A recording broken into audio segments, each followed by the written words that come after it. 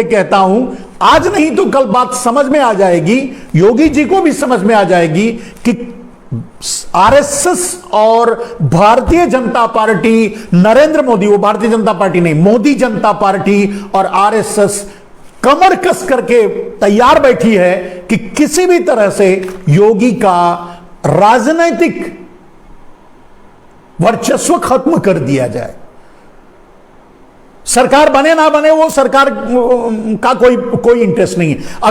अगर योगी की अगर सरकार बनती है और योगी मुख्यमंत्री बनते हैं तो उन्हें राष्ट्रपति नहीं बनने देंगे या ताल ठोक के बाधा खड़े हो जाएंगे, क्योंकि मैं जानता हूं। अब आप समझिए कितनी बड़ी बात है। तो योगी मुख्यमंत्री बनेंगे तब भी खतरा है। योगी अगर राजनीति में उनका वर्चस्व रहा है, मुख्यमंत्री ना बने तो भी खतरा है।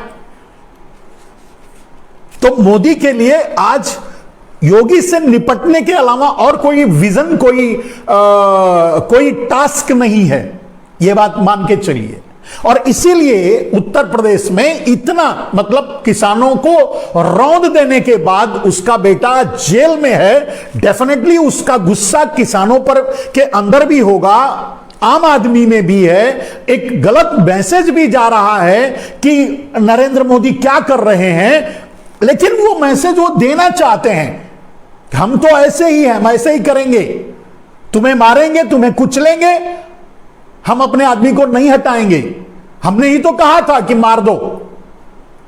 इसका अर्थ यह है, यानी वो जानबूझकर किसानों को, देश की आम जनता को चिढ़ाना चाहते हैं कि तुम क्या कर लोगे, कुछ नहीं कर सकते, हम तुम्हें ऐसे ही कुचलेंगे। और यह कहकर वो ये बताना चाहते हैं तुम मुझे वोट मत दो। अभी राजनेता है नरेंद्र मोदी, अगर उत्तर प्रदेश में चुनाव प्रचार में यह कहना शुरू कर दें कि भाई तुम हमें वोट मत दो, तो गलत हो जाएगा ना। ये इनडायरेक्टली वो कह रहे हैं, नरेंद्र मोदी उत्तर प्रदेश वालों को ठेंगा दिखा करके इनडायरेक्टली कह रहे हैं कि तुम्हारी औकात क्या है, तुम हमें वोट मत दो, क्योंकि तुम्हारे वोट की जरूरत नहीं है अभी हमें, और फिर जरूरत पड़ेगी तो हमें तुम्हें बरगलाना आता है, तुम्हें बेवकूफ बनाना आता है।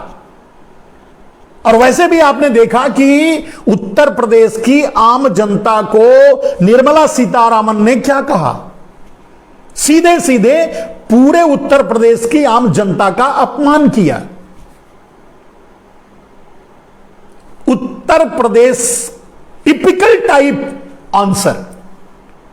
अब समझो, मतलब क्या उत्तर प्रदेश में मूर्ख रहते हैं, उनको आंसर नहीं देने आता, वो बोलना नहीं जानते, वो समझते नहीं हैं। निर्मला सीतारामन जी अपने वक्तव्य में क्या कहना चाहती थी, आप उसका अर्थ निकाल लो। लेकिन ये सारे मैसेज ये है मेरे दोस्त कि तुम्हारा वोट मुझे नहीं चाहिए, और वो सिर्फ इसलिए क्योंकि उन्हें आज योगी से निपटना ज्यादा जरूरी है बजाय दूसरे और मुद्दों के। अब आते हैं मेरे दोस्त कि मोदी जनता पार्टी, मैंने आज डाला था कि मोदी जनता पार्टी को वोट क्यों नहीं देना चाहिए। आप सोचो मेरे दोस्त,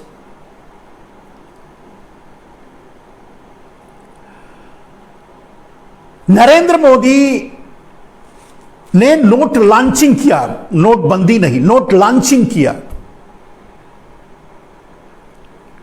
और उस नोट लॉन्चिंग में 300 के आसपास हमारे अपने भारतीय मर गए रोड पे खड़े होकर के। कोई संवेदना नहीं नरेंद्र मोदी ने जताई।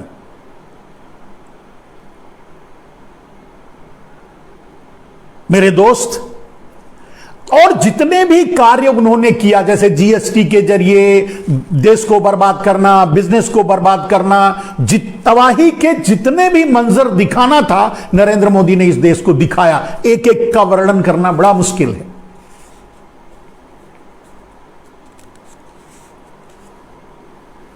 मेरे दोस्त, नरेंद्र मोदी जब देश में लॉकडाउन करना चाहिए था, याद करो 31 जनवरी को यह सिग्नल आ गया था, क्योंकि केरला में कुछ कोरोना केस मिला, तो देश को हाई अलर्ट पे हो जाना चाहिए था, पूरा एयरपोर्ट क्वारंटाइन करना चाहिए था, आइसोलेट कर देना चाहिए था। ऐसा कुछ भी नहीं किया नरेंद्र मोदी ने।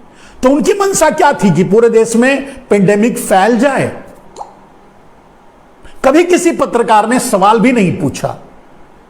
आप कहेंगे तो नरेंद्र मोदी उस बीच क्या कर रहे थे? नरेंद्र मोदी उस बीच 31 जनवरी जब कोरोना का आगाज हो गया भारत में, तब से लेकर के 24 फरवरी तक नमस्ते ट्रंप कर रहे थे। क्या इसे आप सही मानते हैं? क्या इसे एक संवेदनशील प्रधानमंत्री आप मानेंगे उनको कि वो आपके लिए काम कर रहे हैं, आपके जान की उन्हें बड़ी चिंता थी, आपको बचाना चाहते थे, वगैरह वगैरह? ऐसा आप सोच सकते हैं? और अगर ऐसा होता तो क्या नमस्ते ट्रंप से भारत को क्या मिलना था?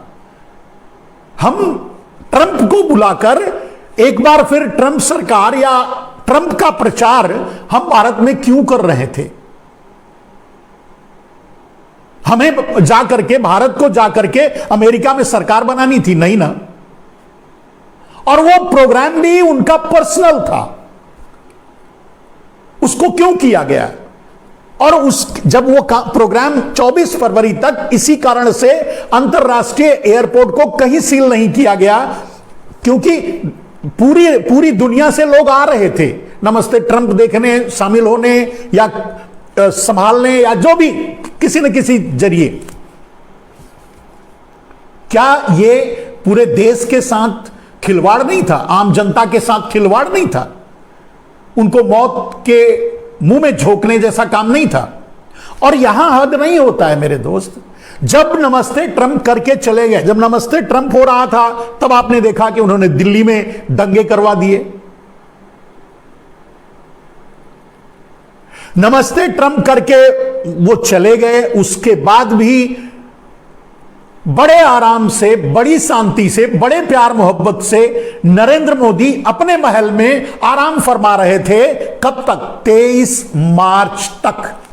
23 मार्च तक उन्हें कोई चिंता नहीं थी, जब कोरोना पूरी तरह से भारत को अपने आगोश में ले रहा था। उस समय कोई चिंता नहीं थी। वो सिर्फ एक विजन पर काम कर रहे थे कि किसी तरह से मध्य प्रदेश की सरकार गिराकर, भारतीय जनता पार्टी की चुनी हुई सरकार कांग्रेस की थी, बनी हुई थी, चल रही थी, उसको षड्यंत्र करके, आप जानते हैं गद्दारों की कमी होती नहीं, और वैसे भी सिंधिया खानदान गद्दारों का खानदान रहा है, तो उनके जरिए वहां की सरकार गिराकर अपनी सरकार बनवाना उनकी प्रायोरिटी थी।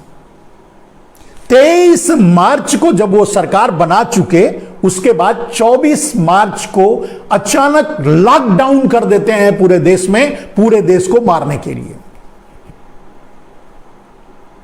अब उसमें फंसेगा आदमी तो कहां जाएगा? भूखों मरेगा। आपने देखा कि अच्छे अच्छे लोग या जो मजदूर जो गर्व से अपने लिए कमाते थे, खाते थे, वो कटोरा ले लेकर के लाइन में खड़े होकर के भिखारियों की तरह अपने सुबह और शाम का नाश्ता या खाना वहां कलेक्ट कर रहे थे, मांग कर खा रहे थे।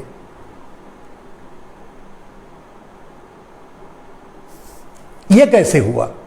इसके बीच उन्होंने देश का मजाक उड़ाया, तालियां बजवाई आपसे, थालियां बजवाई आपसे। यानी आपके मूर्खता की सारी परीक्षाएं वो लेते रहे और आप उन मूर्खता पूर्ण परीक्षाओं में उत्तीर्ण होते रहे। आप ये साबित करते रहे कि मोदी जी हमारे राजा हैं और हम उनकी प्रजा, वो जो कहेंगे वो करेंगे, आंख बंद कर कुछ भी नहीं सोचेंगे।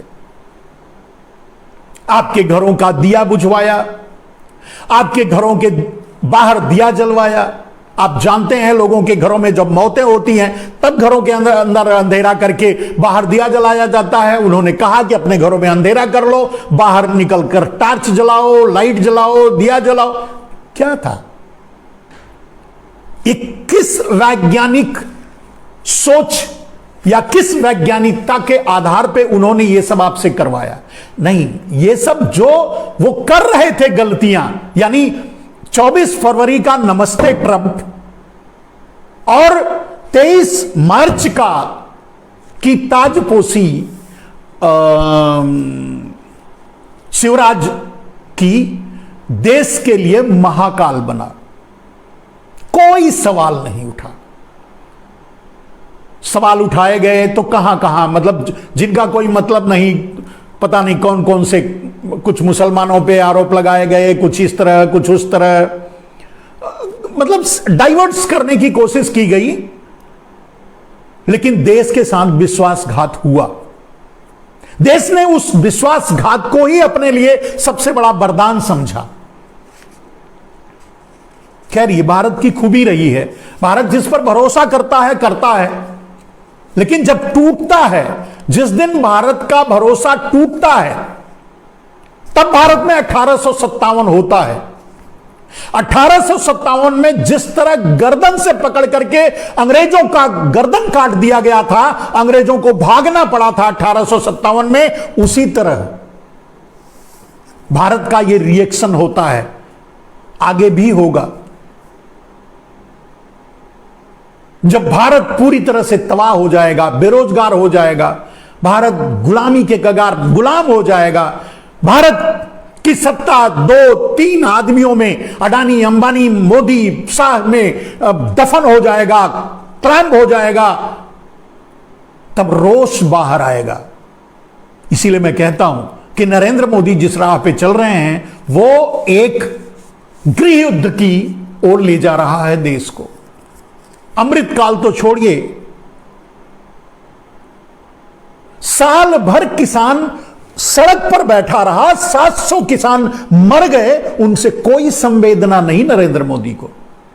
आतंकवादी कहा, उनको माओवादी कहा, उनको नक्सली कहा, उनको पाकिस्तानी कहा, उनको चीनी कहा, पता नहीं क्या क्या कहा, जो मुंह से निकला कहा। अंत तक यह भी कह दिया कि ये सब यही पेशेवर हैं, माने आंदोलन जीवी हैं। लेकिन मेरे दोस्त, उस बिल का भी कोई महत्व नहीं था। बिल को तो बिना बिल पास किए ही लागू कर सकते हैं नरेंद्र मोदी, और कर दिए। प्राइवेटाइजेशन इटसेल्फ इज द किसान बिल, समझ लो उसे। प्राइवेटाइजेशन अपने आप में एक ऐसा फंडा है जिसमें सारे भारत के सारा संविधान खत्म हो जाता है, उसमें समा जाता है। भारत का पूरा अस्तित्व खत्म हो जाता है, भारत की पूरी अक्षुण्णता, भारत का पूरा सामाजिक सिस्टम,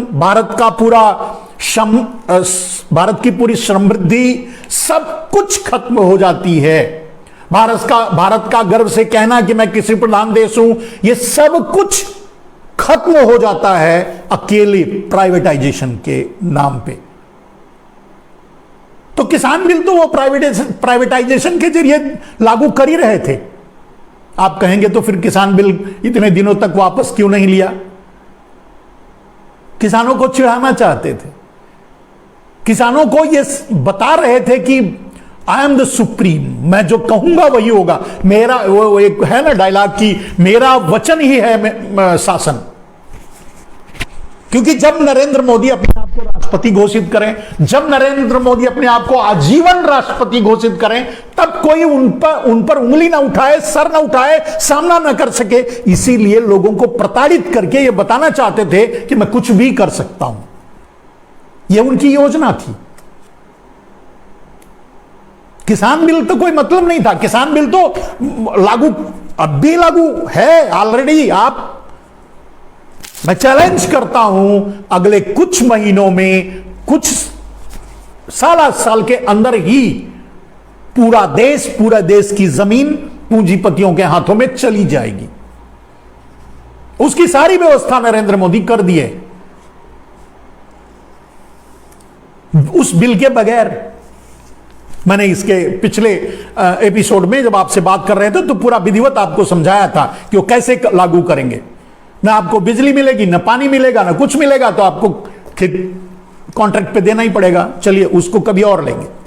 तो दोस्तों, इतने बड़े खतरनाक इंसान को, जिसे पूंजीपतियों ने, अडानी अंबानियों ने पाल पोस करके एक कालिदास को, एक मूर्ख बच्चे को, एक मूर्ख आदमी को आपके ऊपर थोप दिया है, क्या उसे लेकर झेलते रहेंगे?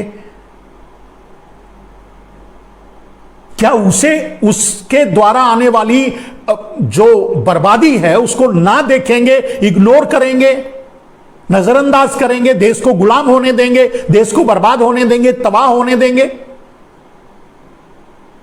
अगर आपको यह लगता है कि आप राष्ट्रवादी हैं, यह देश आपका भी है, तो आपको सामने आना होगा।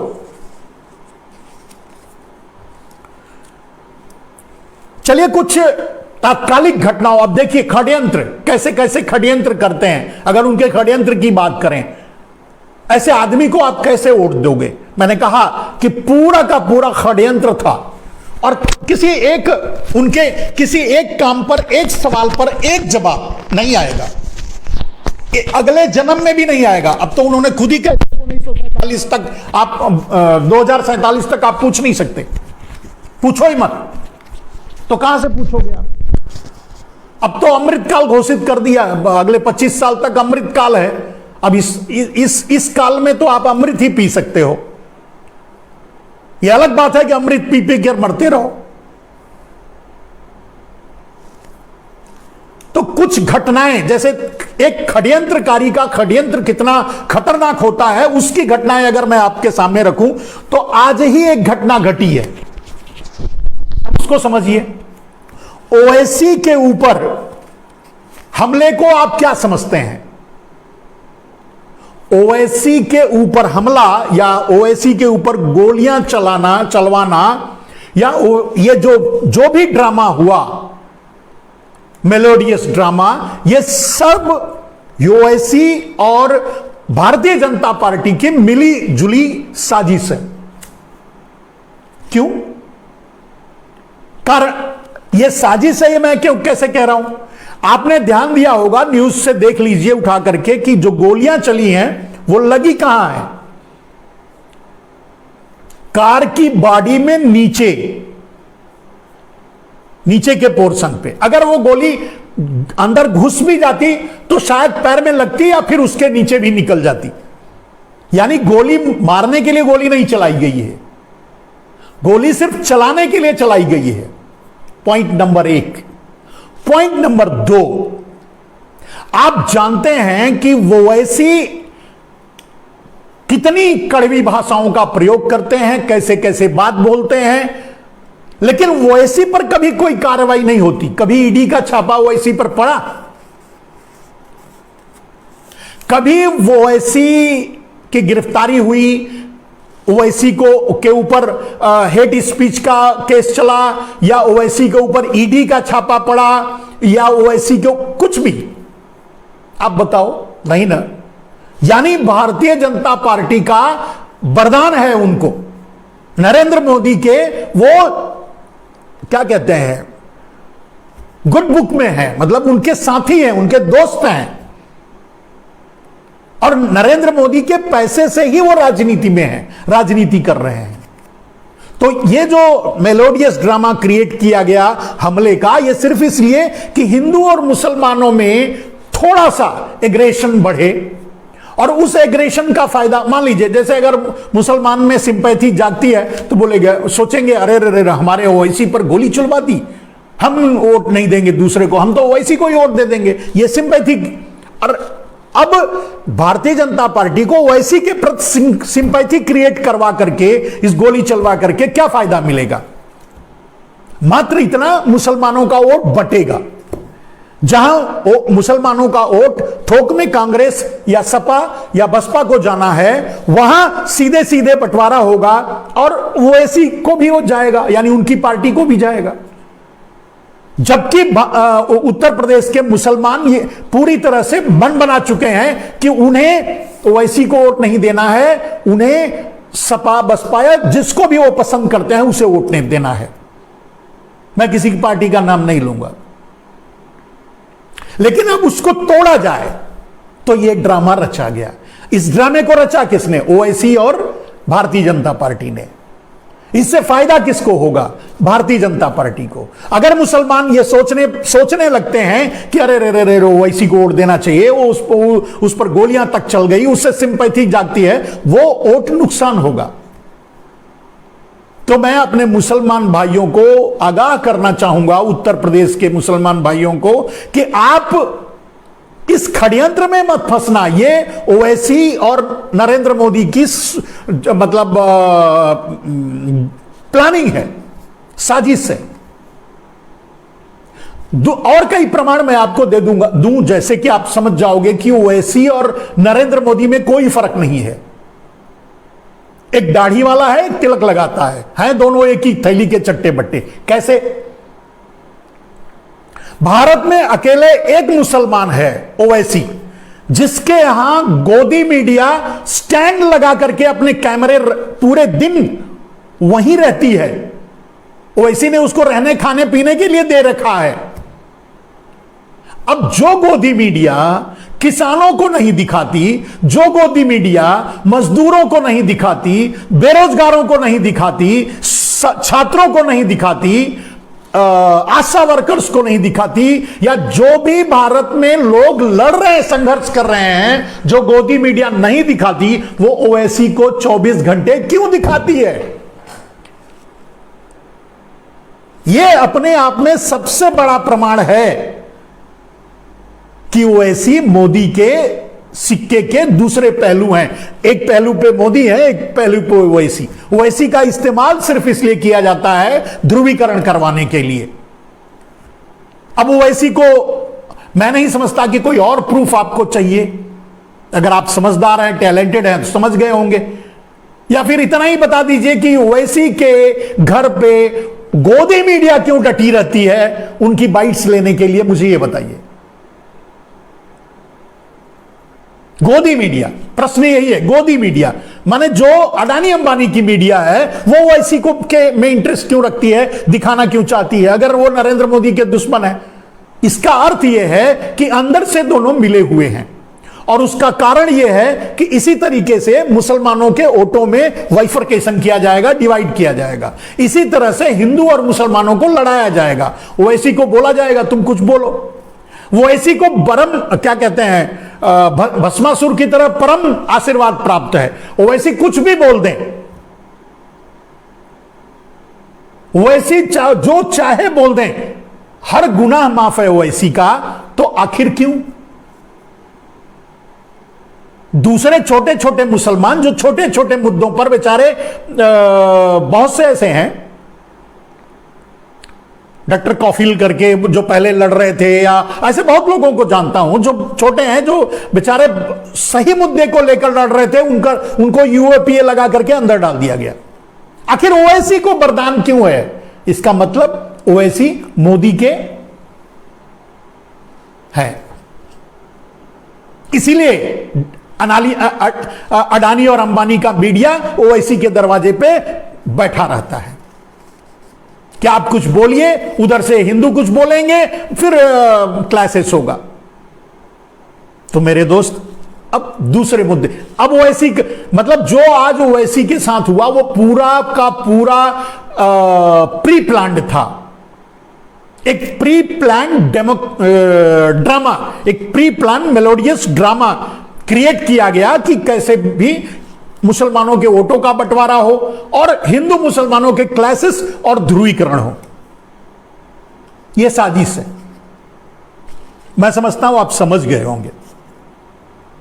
तो 10 फरवरी को होने वाले मतदान में मेरे दोस्त, मैंने कल भी आपसे रिक्वेस्ट किया था कि आपको 10 फरवरी के मतदान में उत्तर प्रदेश का चुनाव हारने और जीतने के लिए वोट नहीं करना है। आपको वोट करना है कि भारत का लोकतंत्र बचाना है कि नहीं बचाना है, भारत का अस्तित्व बचाना है कि नहीं बचाना है, भारत को बचाना है या नहीं बचाना है, भारत को आजाद रखना है या गुलाम बनाना है। अगर आपको लगता है कि गुलामी सही है तो आप नरेंद्र मोदी जनता पार्टी को वोट कर सकते हैं, वरना आपको मोदी जनता पार्टी के खिलाफ वोट करना है, जो भी उनके साथ खड़े हैं। मोदी जनता पार्टी के अनडिक्लेयर्ड एलाइज हैं ओवैसी।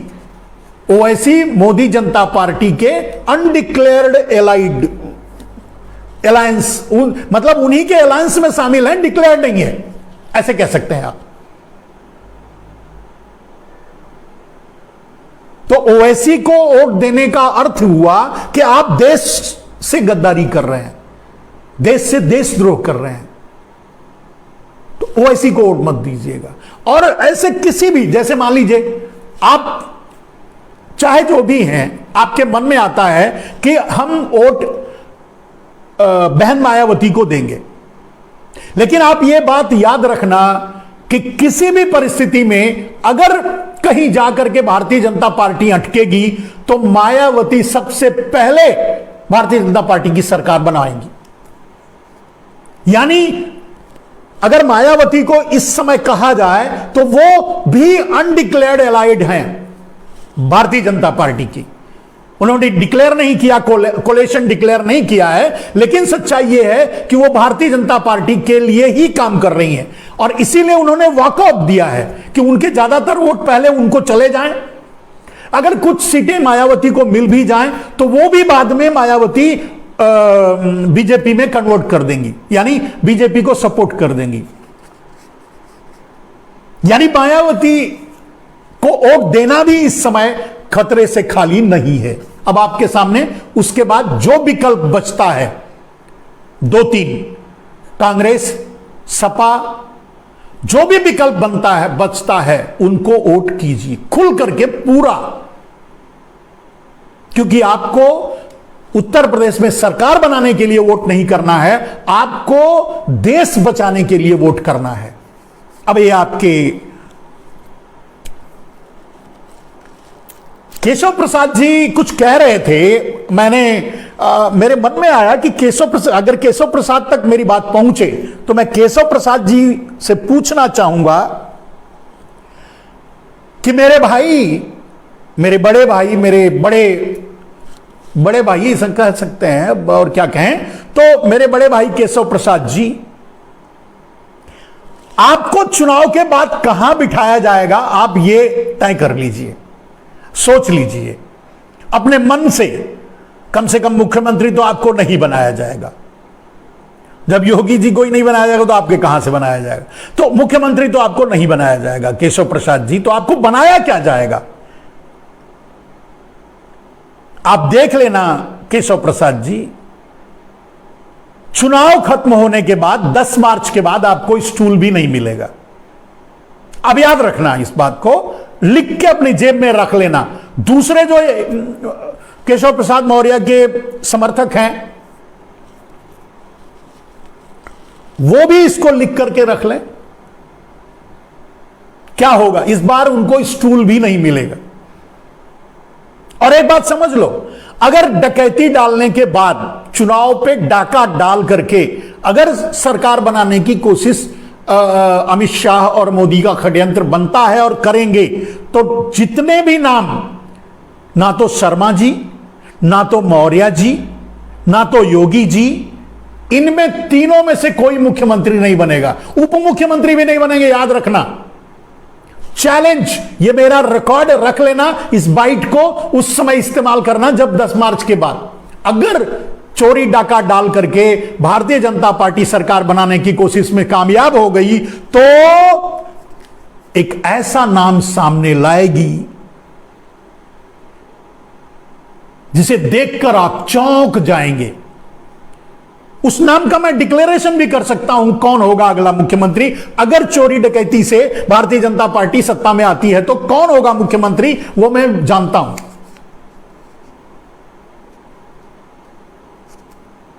लेकिन जो सामने है प्लेटफॉर्म पे वो नहीं आएंगे। वही आदमी मुख्यमंत्री बनेगा जो अपने आप को सबसे अच्छा डॉबरमैन, जर्मन शेफर्ड साबित करेगा, और वो कर चुका है, वो साबित कर चुका है, वो है और वो बनेगा। अगर की बात कर रहा हूं, 99.9% इसके कोई चांस नहीं है। सरकार वहां बदलने वाली है क्योंकि खुद बीजेपी नहीं चाहती कि वहां उसकी सरकार बने, और अगर कुछ ऐसा होता है, परसेप्शन की बात कर दिया मैंने, कि अगर ऐसा होता भी है तो जो नाम सामने आएगा, जो आदमी सामने आएगा, वो आश्चर्यचकित करेगा लोगों को। लेकिन उसकी औकात वही है जो एक डाबर की होती है, वही आदमी मुख्यमंत्री बनेगा, याद रखना। और थोड़ा और आगे बढ़ते हैं तो केशव प्रसाद जी के लिए मेरा संदेश था कि अपने लिए